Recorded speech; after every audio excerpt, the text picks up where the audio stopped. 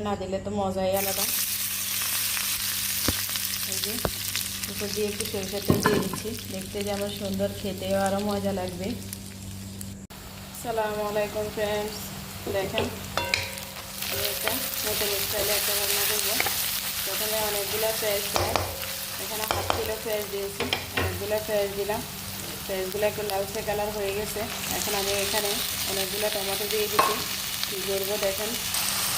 এই যে আমি অনেক বড় একটা রসুন দিয়ে দিচ্ছি। এখানে আমি রসুনটা দিতে রেখেছি ব্লেন্ড করে, অনেক বড়, প্রায় 2 চামচের মতো, 4 চামচে।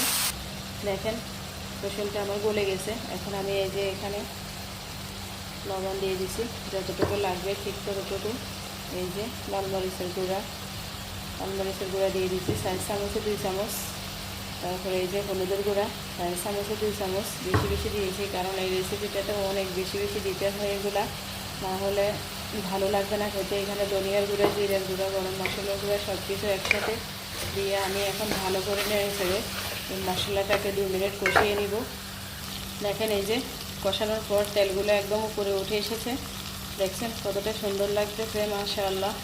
আমরা হোটেল স্টাইলে রান্না করতেছি এটা।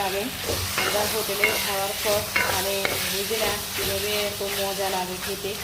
এত মজা আমরা যতই করি আমরা বানাতে পারি না, কিন্তু আজকের রান্নাটা হোটেল স্টাইলে হবে। কারণ হোটেলে যে আপনার কষানোর ভিতরে টিপসটা থাকে, একদম ভালো করে যখন মশলাটা কষানো হয়ে যাবে তখন এর টেস্ট এমনিতেই বেড়ে যাবে, খেতে অনেক মজা লাগে, ভালো লাগে। দেখছেন আমি প্রায় অনেকক্ষণ ধরে এটা কষানো হয়ে গেছে, কষাইছি। এখন মানে টেস্ট যে খাওয়াটা, এর মজাটা এখন হোটেল স্টাইলে লাগবে। এই যে আমি যেটা রেখেছি সেটা এখন দিয়ে দিচ্ছি, কষানোর পর দিয়ে দিচ্ছি। দেখেন দিয়ে ভালো করে নাড়াচাড়া করবো আমি, নাড়তে নাড়তে এগুলা আবারও কষানো হয়ে যাবে। এভাবে করে নাড়বো, নাড়তে নাড়তে আবারও কষানো হয়ে যাবে। দেখেন আমি এখন এখানে 4 চামচে 3 চামচ টমেটো সস দিয়ে দিচ্ছি। এখানে দেখতে আরও বেশি ভালো লাগছে, খেতেও ভালো লাগবে। দেখুন এই যে আমার কষানোটা হয়ে গেছে। এখন খেতে একদম হোটেল স্টাইলের মতো লাগবে, যারা হোটেলে রান্না করেছে ঠিক সেরকম। এটা আপনি ভাতের সাথে, লুচির সাথে, রুটির সাথে, সব কিছুর সাথে খেতে পারবেন। ভীষণ মজা, দেখতে যতটা সুন্দর লাগছে মাশাআল্লাহ, খেতে আরও বেশি ভালো লাগবে এটা। এখন আমি অল্প একটু কষানো জল দিয়ে দিব। অল্প একটু কষানো জল দিয়ে দিছি, পাত্রটা ধুয়ে দিছি। এরপর আমি 10 মিনিট এটাকে জালটা মিডিয়াম আঁচে রেখে 10 মিনিট জাল করব। এরপর আমরা সার্ভ করে আপনাদেরকে দেখাবো, আমাদের সাথেই থাকুন। দেখেন এই যে এখানে আমি একটু পাতা দিয়ে দিচ্ছি, দেখতেও সুন্দর লাগবে, খেতেও ভালো লাগবে। চিকেন করে কেটে আপনার হাতের কাছে যে পাতাটাই দিয়ে দিবেন। দেখেন আমি উপর দিয়ে একটু সরিষার তেল দিয়ে দিচ্ছি, সরিষার তেল না দিলে তো মজাই আলাদা।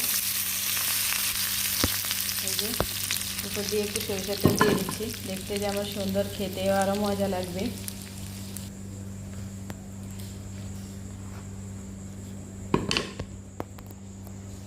দেখতে যেমন সুন্দর লাগবে, খেতেও মজা লাগবে।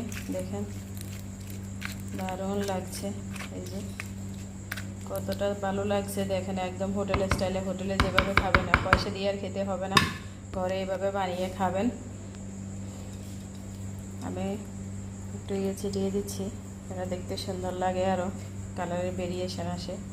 দেখেন কতটা সুন্দর লাগছে, বলতেই হবে, প্রশংসা না করে উপায় নেই। আপনারা এইভাবে বানিয়ে খাবেন। যারা শুরু থেকে আমাদের ভিডিওটা দেখেছেন অসংখ্য ধন্যবাদ। ভালো লাগলে একটা লাইক করবেন, কমেন্টস করবেন, শেয়ার করবেন। আপনারা এইভাবে